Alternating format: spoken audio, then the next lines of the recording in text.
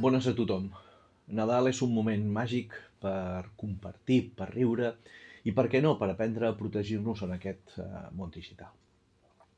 Aquests dies s'ha fet viral un vídeo en el que rivals polítics s'estan abraçant, estimant-se, com sabem tots que això realment no va així.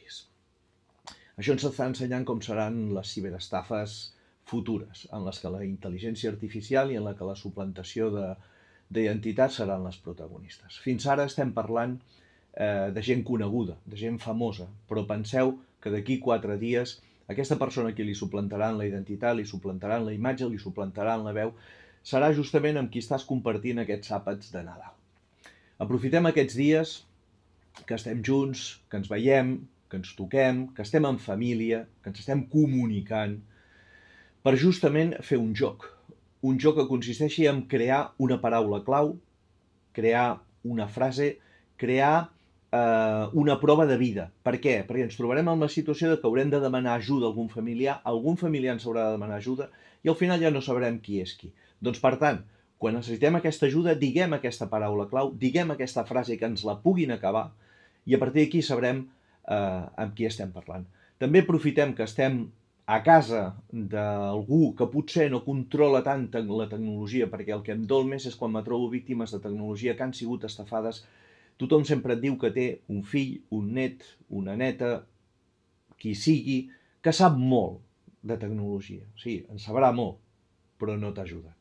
Ara és el moment d'ajudar en els nostres. És el moment d'agafar, fer-li les actualitzacions, posar-li l'antivirus, posar-li uns DNS segur, activar-li el doble factor de verificació a les seves comptes perquè no li robin i justament no li suplantin la identitat. Sí, els cibercriminals s'aprofiten d'aquestes vulnerabilitats, però la vulnerabilitat que més se n'aprofiten és les que tenim la societat. La societat, una societat en la que tenim 10.000 milions d'elements per comunicar-nos, però no, la veritat, la gent se sent sola i la gent se sent desatesa.